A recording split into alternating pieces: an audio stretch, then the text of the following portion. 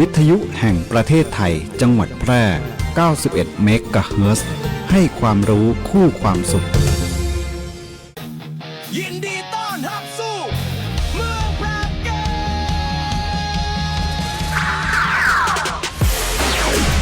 จังหวัดแพร่ขอเชิญร่วมเป็นเจ้าภาพที่ดีร่วมต้อนรับนักกีฬาจาก 15 จังหวัดภาคเหนือร่วมชมร่วมเชียร์การแข่งขันกว่า 45 ชนิดกีฬาในการเป็นเจ้าภาพจัดการแข่งขันกีฬาเยาวชนแห่งชาติรอบคัดเลือกภาค 5 ครั้งที่ 41 เมืองแพร่เกมระหว่างวันที่ 22 ถึง 31 มกราคม 2569 นี้และการแข่งขันกีฬาอาวุโสแห่งชาติรอบคัดเลือกภาค 5 ครั้งที่ 8เวียงโกไสเกมระหว่างวันที่ 15 ถึง 22 กุมภาพันธ์ 2569 พลาดไม่ได้กับพิธีเปิดการแข่งขันสุดยิ่งใหญ่ตระการตาในวันพฤหัสบดีที่ 22 มกราคม 2569 ณ สนามกีฬาองค์การบริหารส่วนจังหวัดแพร่ ติดตามข่าวสารการแข่งขันได้ที่เพจ Facebook เมืองแพร่เกมและเพจเวียงโกไสเกม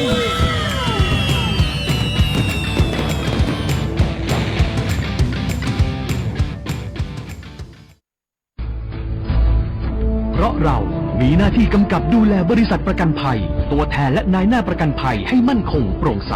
เพราะเรามีหน้าที่ส่งเสริมพัฒนาธุรกิจประกันภัยให้ก้าวหน้าและมีประสิทธิภาพและเพราะเรามีหน้าที่คุ้มครองสิทธิประโยชน์ของผู้เอาประกันภัยและประชาชนเพราะทุกเรื่องการประกันภัยคือหน้าที่รับผิดชอบของเราสำนักงานคณะกรรมการกำกับและส่งเสริมการประกอบธุรกิจประกันภัยคปภ.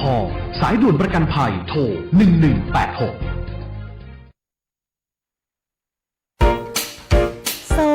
ช่วงนี้ฉันปวดหัวปวดตาจังเลยอ่ะน้ำตาก็ไหลงานก็เยอะมากต้องส่งงานด่วนด้วยฉันจะทำยังไงดีล่ะเนี่ยเพื่อนรักปัญหาแบบนี้ฉันเจอมาก่อนแต่พอไปตรวจวัดสายตาปัญหาก็หายไปทันทีนะจริงสิทำยังไงอะชมพู่เธอลองไปปรึกษาที่ The World of Opticon สิเขามีผู้เชี่ยวชาญด้านตรวจวัดสายตาจะมองใกล้มองไกลแว่นตาก็มีเลนส์เปลี่ยนสีได้ทุกรุ่นทุกแบบแว่นตากันแดดเขาก็มีนะโหงั้นดีเลยเธอต้องรีบพาฉันไปแล้วล่ะThe World of Opticon รับปรึกษาปัญหาด้านสายตาตรวจวัดสายตาด้วยระบบคอมพิวเตอร์ที่ทันสมัยจำหน่ายแว่นตานาฬิกาทุกชนิดและคอนแทคเลนส์ทุกรุ่นหรือจะซ่อมก็มีช่างผู้ชำนาญงานละเอียดทุกขั้นตอนไปได้เลยที่ The World of Opticon ถนนภูเก็ตมุมแยกกาดน้ำทองที่จอดรถสะดวกสบายโทร 0546279772เสริมสร้างศักยภาพให้ธุรกิจของคุณด้วยการแปรรูปสินค้าเกษตรสู่ฟิวเจอร์ฟู้ดติดอาวุธทางปัญญาให้พร้อมแข่งขันในตลาดยุคใหม่เรียนรู้ดูงานและต่อยอดกับผู้เชี่ยวชาญมืออาชีพกับโครงการลานนาฟิวเจอร์ฟู้ดสมัครง่ายๆผ่านแบบฟอร์มออนไลน์เพจ Facebook สำนักงานอุตสาหกรรมจังหวัดพะเยาสำนักงานอุตสาหกรรมจังหวัดเชียงรายสำนักงานอุตสาหกรรมจังหวัดแพร่และสำนักงานอุตสาหกรรมจังหวัดน่านหรือโทร 0843632216 สมัครฟรีรับจำนวนจำกัดเสริมศักยภาพวันนี้เพื่อความได้เปรียบในวันพรุ่งนี้ลานนาฟิวเจอร์ฟู้ดโอกาสดีๆที่คุณไม่ควรพลาดขับขี่ปลอดภัยเมืองไทยไร้อุบัติเหตุด้วยความปรารถนาดีจากสวท.แพร่ FM 91 เมกะเฮิรตซ์ ข้าพเจ้านายพัชระอนุวงศ์ในฐานะพระสงฆ์นิกรในจังหวัดแพร่ขอน้อมแสดงความอาลัยอย่างสุดซึ้งแด่สมเด็จพระบรมราชชนนีพันปีหลวงผู้ทรงเป็นแบบอย่างแห่งความรักและความเข้าใจในเพื่อนมนุษย์พระองค์ทรงมีพระราชดำริให้จัดตั้งโครงการบ้านเล็กในป่าใหญ่เพื่อให้คนอยู่ร่วมกันกับป่าได้อย่างยั่งยืนโครงการนี้สะท้อนถึงสายพระเนตรอันกว้างไกลและพระเมตตาที่มีต่อผู้ยากไร้พระองค์ทรงสอนเราว่าการพัฒนาที่แท้จริงต้องไม่ทิ้งใครไว้ข้างหลังพวงข้าพระพุทธเจ้าขอน้อมรำลึกในพระมหากรุณาธิคุณเป็นล้นพ้นฟังข่าว ฟังสวทแพร่ FM 91 MHz กรมประชาสัมพันธ์ ข่าวจริง เชื่อถือได้ สื่อรัฐพัฒนาคุณภาพชีวิตคนจังหวัดแพร่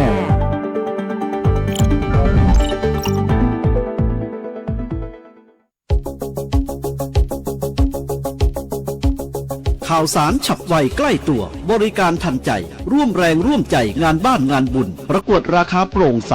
และติดตามสภาพอากาศประจำวันโดยทีมข่าวสวทแพร่ FM 91 MHz สถานีข่าวดีของประชาชนคนเมืองแพร่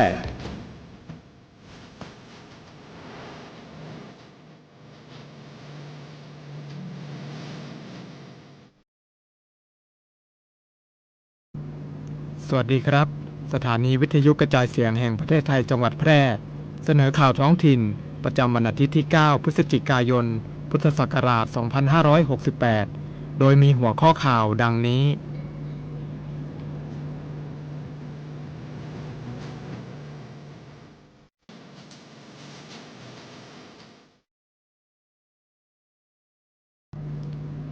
จังหวัดแพร่เห็นชอบอนุมัติเงินช่วยเหลือผู้ประสบภัยน้ำท่วมคาดจะได้รับภายในสัปดาห์หน้า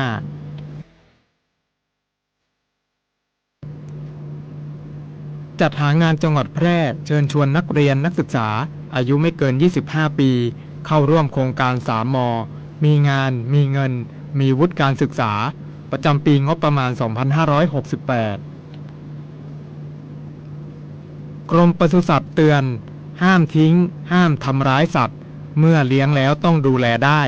เพราะผิดกฎหมายปรับจริง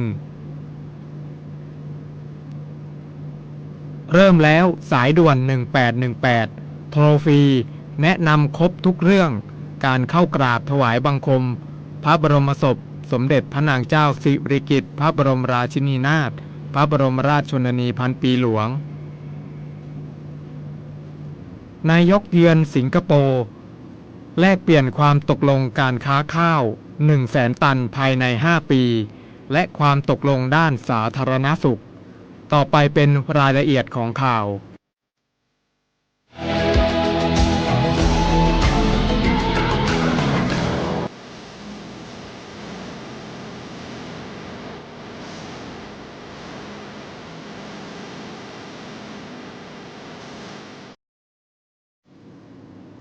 จังหวัดแพร่เห็นชอบอนุมัติเงินช่วยเหลือผู้ประสบภัยน้ำท่วมแพร่คาดจะได้รับภายในสัปดาห์หน้าเมื่อวันที่ 7 พฤศจิกายน 2568 สำนักงานป้องกันและบรรเทาสาธารณภัยจังหวัดแพร่แจ้งว่าคณะรัฐมนตรีมีมติเห็นชอบหลักการเงื่อนไขและวิธีการจ่ายเงินช่วยเหลือผู้ประสบอุทกภัยในช่วงฤดูฝนปี 2568 เมื่อวันที่ 21 ตุลาคม 2568 อนุมัติกรอบวงเงินงบประมาณ 6,169 ล้านบาทจากงบกลางปี 2569 เพื่อจ่ายเงินช่วยเหลือผู้ประสบภัยโดยเฉพาะให้จังหวัดต้องเร่งสำรวจความเสียหายและลงทะเบียนผู้ประสบภัยในพื้นที่ประกาศเขตภัยพิบัติเพื่อให้เป็นไปตามหลักเกณฑ์การจ่ายเงินและกรมป้องกันและบรรเทาสาธารณภัยแจ้งทุกจังหวัดเร่งดำเนินงานช่วยเหลือผู้ประสบภัยในช่วงฤดูฝนปี 2568 อย่างเร่งด่วนในส่วนของจังหวัดแพร่ได้แต่งตั้งคณะทำงานระดับจังหวัดเพื่อตรวจสอบข้อมูลผู้ประสบภัยและแก้ไขปัญหาการรับเงินข้อเรียกร้องต่างๆตามขั้นตอนตั้งแต่ระดับท้องถิ่นอำเภอรวมถึงจังหวัดและได้ดำเนินการประชุมคณะกรรมการให้ความช่วยเหลือผู้ประสบภัยพิบัติจังหวัดซึ่งที่ประชุมได้พิจารณาให้ความเห็นชอบในการช่วยเหลือผู้ประสบอุทกภัยในช่วงฤดูฝนปี 2568 ตามมติคณะรัฐมนตรีในพื้นที่อำเภอเมืองแพร่สูงเม่นวังชิ้นลอง2ร้องกวางหนองม่วงไข่และเด่นชัยกรณีที่อยู่อาศัยถูกน้ำท่วมไม่เกิน7 วันและทรัพย์สินได้รับความเสียหายจำนวนทั้งสิ้น 13,333 ครัวเรือนรวมวงเงินช่วยเหลือทั้งสิ้น 119,997,000 บาทโดยส่งเข้าไปที่ กรมป้องกันและบรรเทาสาธารณภัยเรียบร้อยแล้ว เมื่อตรวจสอบบัญชีพร้อมเพย์ที่ผูกกับเลขบัตรประชาชนเรียบร้อยผู้ประสบภัยที่ผ่านความเห็นชอบจะได้รับการโอนเงินผ่านบัญชีภายในสัปดาห์หน้าตามรายชื่อผู้ที่ผ่านการตรวจสอบเอกสารผ่านองค์กรปกครองส่วนท้องถิ่นอำเภอและจังหวัดเท่านั้นโดยท่านสามารถเข้าไปตรวจสอบสถานะคำร้องของท่านได้ที่เว็บไซต์ fat68.disaster.go.th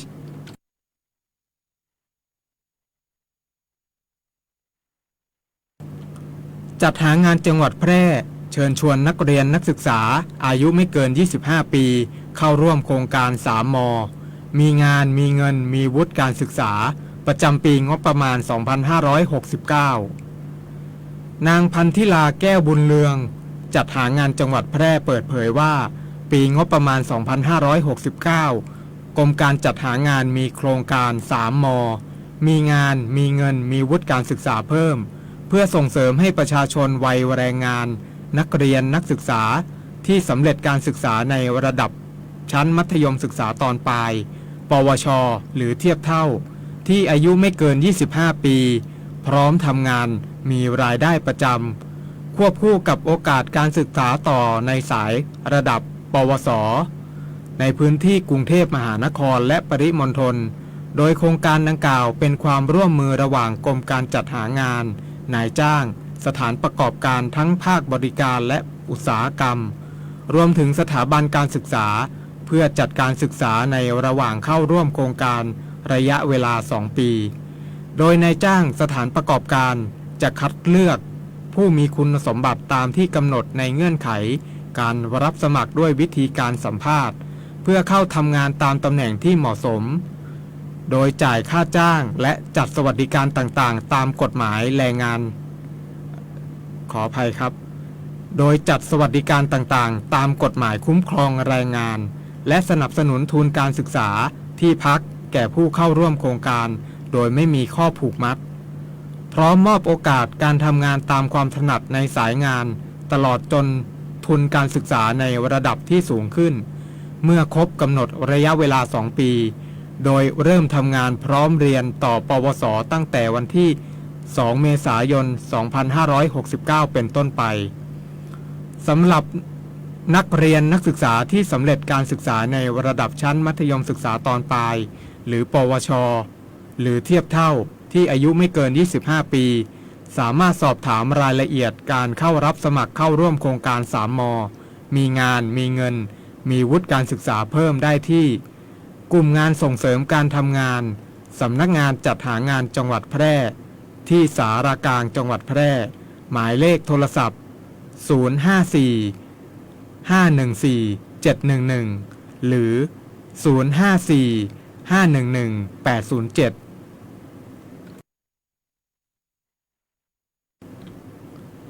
กรมปศุสัตว์เตือนห้ามทิ้งห้ามทำร้ายสัตว์เมื่อเลี้ยงแล้วต้องดูแลได้เพราะผิดกฎหมายปรับจริงกองสวัสดิภาพสัตว์และสัตวแพทย์บริการขออภัยครับกองสวัสดิภาพสัตว์และสัตวแพทย์บริการกรมปศุสัตว์เปิดเผยว่าปัญหาหมาแมวจรเกิดขึ้นได้จากหลากหลายปัจจัยหนึ่งในนั้นคือการนำสัตว์เลี้ยงไปทิ้งที่เห็นกันได้โดยทั่วไปคือการนำไปปล่อยวัดหรือปล่อยตามที่สาธารณะแต่การทิ้งสัตว์เลี้ยงถือเป็นความผิดตามกฎหมายหากฝ่าฝืนจะมีบทลงโทษจากพรบป้องกันการทารุณกรรมสัตว์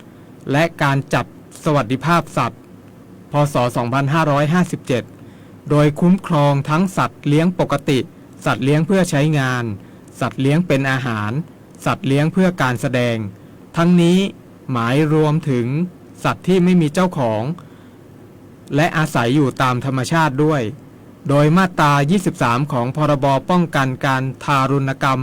และการจัดสวัสดิภาพสัตว์พ.ศ. 2557 คือห้ามปล่อยและละทิ้งสัตว์ให้พ้นความดูแลของตนเองยกเว้นการโอนกรรมสิทธิ์ให้ผู้อื่นดูแลหากฝ่าฝืนมีโทษปรับไม่เกิน 40,000 บาทท่านใดต้องการเลี้ยงสัตว์ขอให้พร้อมในการดูแล อย่าทิ้งให้กลายเป็นสัตว์เร่ร่อน หากไม่สะดวกในการดูแลสัตว์แล้ว ขอให้ท่านหาที่อยู่ใหม่ โดยไม่นำไปปล่อยในสถานที่สาธารณะ เพราะนอกจากจะเป็นการทำร้ายสัตว์แล้ว ยังเป็นการเพิ่มปัญหาให้กับสังคมอีกด้วย สัตว์จรจัดที่ถูกทอดทิ้งจะหมดไป หากสังคมไทยช่วยกันดูแล ผู้ใดพบเห็นผู้กระทำผิดละทิ้งสัตว์สามารถประสานแจ้งข้อมูลได้ที่สำนักงานปศุสัตว์จังหวัด หรือปศุสัตว์อำเภอในพื้นที่ หรือแจ้งข้อมูลผ่านทางแอปพลิเคชัน DLD 4.0 ซึ่งสามารถดาวน์โหลดได้ทั้งระบบ Android และ iOS หรือสายด่วนปศุสัตว์หมายเลข 02 653 4444เริ่มแล้วสายด่วน 1818 โทรฟรี แนะนำครบทุกเรื่องการเข้าถวายบังคม พระบรมศพ สมเด็จพระนางเจ้าสิริกิติ์พระบรมราชินีนาถพระบรมราชชนนีพันปีหลวง โดยกรุงเทพมหานครร่วมกับกสทช.และบริษัทโทรคมนาคมแห่งชาติ เปิดบริการสายด่วน 1818 โทรฟรีตั้งแต่เวลา 8 นาฬิกาถึง 21 นาฬิกาของทุกวัน เพื่อให้ข้อมูลและประสานงานอำนวยความสะดวกแก่ประชาชนที่เดินทางมากราบถวายบังคม พระบรมศพ สมเด็จพระนางเจ้าสิริกิติ์พระบรมราชินีนาถพระบรมราชชนนีพันปีหลวง ณ พระบรมมหาราชวัง บริการสายด่วน 1818 โทรฟรีเปิดให้ประชาชนสอบถามและขอคำแนะนำได้ทุกเรื่องอาทิ วันเวลาและขั้นตอนในการเข้าถวายบังคม คำแนะนำการแต่งกายที่เหมาะสม การเตรียมความพร้อมและข้อปฏิบัติในการเข้ากราบถวายบังคม แนะนำการเดินทางเส้นทางและเรือสาธารณะ จุดจอดรถใกล้เคียง เส้นทางและจุดให้บริการต่างๆภายในท้องสนามหลวงเช่นจุดบริการอาหารห้องน้ำจุดบริการทางการแพทย์จุดยืมและคืนเครื่องแต่งกายการแจ้งความประสงค์นำอาหารเครื่องดื่มและสิ่งของมาบริจาคเพื่อให้บริการกับประชาชนการแจ้งความประสงค์รับการอำนวยความสะดวกเมื่อเดินทางมาเป็นหมู่คณะกรุงเทพมหานครได้จัดเจ้าหน้าที่ประจำสายด่วน5คู่สายให้บริการทุกวันตั้งแต่เวลา 8 นาฬิกาถึง 21 นาฬิกาด้วยความสุภาพเต็มใจและให้คำแนะนำอย่างใกล้ชิดเพื่อให้ประชาชนทุกคนได้รับข้อมูลที่ถูกต้องและครบถ้วนก่อนเดินทางบริการสายด่วน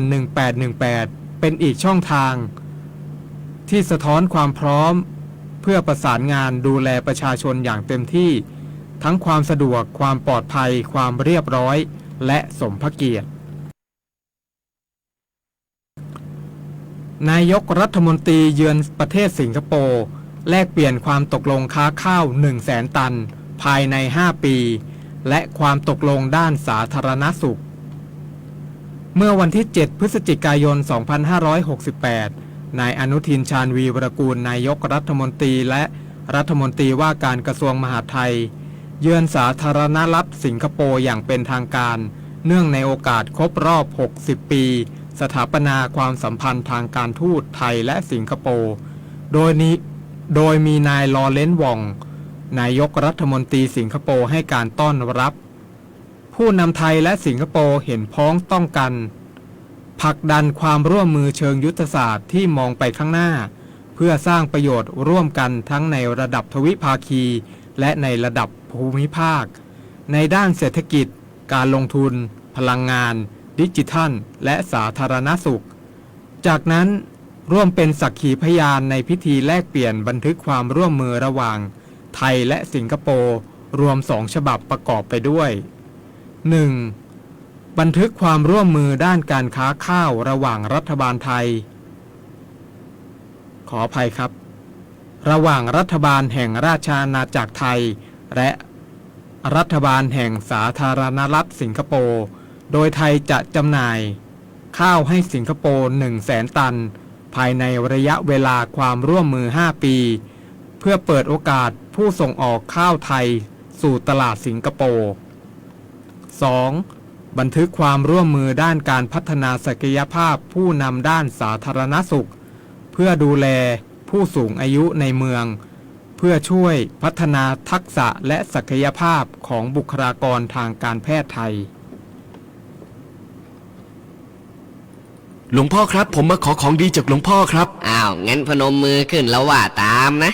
อาตมาจะให้คาถาขับรถปลอดภัยท่องไว้และปฏิบัติตามจะช่วยให้แคล้วคลาดจากอุบัติเหตุทั้งปวงเมาอย่าขับเมาอย่าขับหลับอย่าไปหลับอย่าไปไม่มั่นใจอย่าแซงไม่มั่นใจอย่าแซงเมาอย่าขับหลับอย่าไปไม่มั่นใจอย่าแซงมันนักขนาดนั้นเลยกับพ่อล่ะ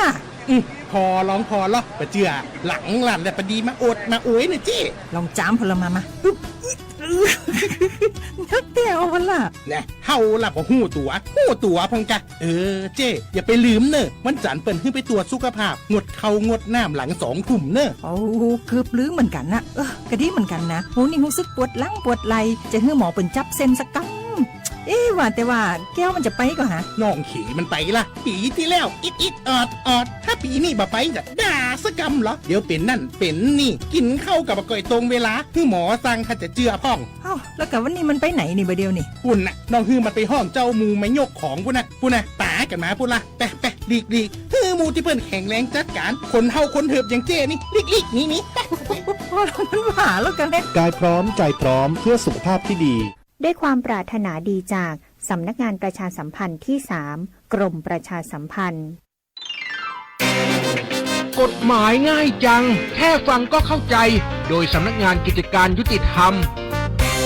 ตอนโดนแฮ็กข้อมูลทำไงดีอ้าวนะเป็นยังไงบ้างอ่ะดีขึ้นยังอ่ะสบายดีจ้ามีอะไรเหรอจ๊ะเอาก็เมื่อวานน่ะเห็นนะทัก Facebook ฉันมาขอยืมเงินค่าหมอฉันเนี่ยตกใจแย่เลยนึกว่าเป็นอะไรร้ายแรงหรือเปล่าแต่เห็นนะหน้าตาสดใสขนาดนี้ฉันก็สบายใจขึ้นแล้วจ้าฮะขอยืมเงินไปจ่ายค่าหมอแต่เมื่อวานฉันไม่ได้ไปไหนเลยนะแล้ว Facebook ฉันก็ไม่ได้เล่นมาตั้งนานแล้วด้วยโอ้ยไม่ใช่ฉันแน่ๆเอ้าแสดงว่านะโดนแฮ็ก Facebook ละสิโหแล้วฉันก็โดนหลอกยืมเงินอีกด้วยโอ้ยไอ้พวกนี้มันน่านักทำได้ไงเนี่ยไม่ต้องห่วงค่ะแฮ็ก Facebook คนอื่นแล้วหลอกลวงขอยืมเงินเป็นความผิดกฎหมายคอมพิวเตอร์พ.ศ. 2550และยังเป็นความผิดฐานฉ้อโกงที่แสดงตนเป็นบุคคลอื่นที่ว่ามาทั้งหมดนั้นมีโทษจำคุกไม่เกิน5 ปีปรับเงินไม่เกิน 200,000 บาทฟังอย่างนี้แล้วไม่คุ้มกันเลยนะคะสำหรับการป้องกันการถูกแฮ็ก Facebook เราควรที่จะตั้งพาสเวิร์ดที่ยากขึ้นหรือให้มีการยืนยันตัวบุคคลมีรหัสส่งเข้ามือถือกันไว้ดีกว่าแก้นะคะทุกคนโอ้ยตายแล้วฉันจะต้องรีบไปแจ้งความแล้วล่ะไม่รู้ว่าทักไปยืมเงินกี่คนแล้วเนี่ยหากสงสัยเรื่องกฎหมายหรือได้รับความไม่เป็นธรรมติดต่อสำนักงานยุติธรรมจังหวัดทั่วประเทศหรือโทรสายด่วนยุติธรรม1111กด77นะจะบอกให้ติดตามพยากรณ์อากาศประจำวันจากสถานีอุตุนิยมวิทยาแพร่วันอาทิตย์ที่ 9 พฤศจิกายน 2568 ลักษณะอากาศทั่วไปของประเทศไทยภาคเหนือมีฝนตกหนักบางแห่งโดยเฉพาะบริเวณจังหวัดแม่ฮ่องสอนเชียงใหม่เชียงรายลำพูนลำปางพะเยาและตากเนื่องจากหย่อมความกดอากาศต่ำปกคลุมด้านตะวันตกของภาคเหนือและประเทศเมียนมา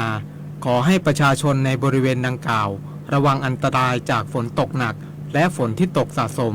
ซึ่งอาจทำให้เกิดน้ำท่วมฉับพลันน้ำป่าไหลหลากและน้ำล้นตลิ่งโดยเฉพาะพื้นที่ลาดเชิงเขาใกล้ทางน้ำไหลผ่านพื้นที่ลุ่มและพื้นที่น้ำท่วมขัง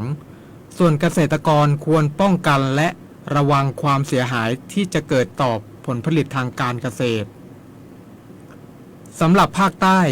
มีฝนตกหนักบางแห่งเนื่องจากมีลมตะวันตกเฉียงใต้พัดปกคลุมทะเลอันดามันและภาคใต้ส่วนคลื่นลมบริเวณทะเลอันดามันมีกำลังปานกลางโดยมีคลื่นสูง 1-2 เมตรและบริเวณที่มีฝนฟ้าคะนองคลื่นสูงมากกว่า2 เมตรอ่าวไทยมีคลื่นสูงประมาณ1 เมตรบริเวณที่มีฝนฟ้าคะนองคลื่นสูง มากกว่า2 เมตรขอให้ชาวเรือเดินเรือด้วยความระมัดระวังหลีกเลี่ยงการเดินเรือในบริเวณที่มีฝนฟ้าคะนองพยากรณ์อากาศบริเวณภาคเหนือมีอากาศเย็นตอนเช้าโดยมีฝนฟ้าคะนอง70%ของพื้นที่และมีฝนตกหนักบางแห่งบริเวณจังหวัดแม่ฮ่องสอนเชียงใหม่เชียงรายลำพูนลำปางพะเยาและตากอุณหภูมิต่ำสุด 21-23 องศาเซลเซียสอุณหภูมิสูงสุด 29-32 องศาเซลเซียสบริเวณยอดดอยอากาศหนาวอุณหภูมิต่ำสุด 9-13 องศาเซลเซียสลมแปรปรวนความเร็ว 10-15 กิโลเมตรต่อชั่วโมงพยากรณ์อากาศบริเวณจังหวัดแพร่มีฝนฟ้าคะนอง60%ของพื้นที่ทัศนวิสัย 2-8 กิโลเมตรลมแปรปรวนความเร็ว 10-15 กิโลเมตรต่อชั่วโมงอุณหภูมิสูงสุดที่สถานีอุตุนิยมวิทยาแพร่เมื่อวานนี้วัดได้ 29.5 องศาเซลเซียสอุณหภูมิต่ำสุดที่สถานีอุตุนิยมวิทยาแพร่เมื่อเช้านี้วัดได้ 23.6 องศาเซลเซียสคาดว่าอุณหภูมิสูงสุดบ่ายวันนี้ประมาณ 30 องศาเซลเซียสคาดว่าอุณหภูมิต่ำสุดเช้าพรุ่งนี้ประมาณ 23 องศาเซลเซียสบริเวณยอดดอยอากาศหนาวอุณหภูมิต่ำสุด 15 องศาเซลเซียสปริมาณน้ำฝนตั้งแต่เวลา 7 นาฬิกาเมื่อวานนี้จนถึง 7 นาฬิกาวันนี้วัดได้ 25.2 มิลลิเมตรวันนี้ดวงอาทิตย์ตกเวลา 17 นาฬิกา 44 นาทีวันพรุ่งนี้ดวงอาทิตย์ขึ้นเวลา 6 นาฬิกา 23 นาทีจบการเสนอข่าวท้องถิ่นพระสถิตอยู่ในใจตราบนิรันดร์น้อมสำนึกในพระมหากรุณาธิคุณเป็นล้นพ้นอันหาที่สุดมิได้ข้าพระพุทธเจ้าข้าราชการและเจ้าหน้าที่สถานีวิทยุกระจายเสียงแห่งประเทศไทยจังหวัดแพร่พรชัยเอี่ยมนุ้ยอ่าน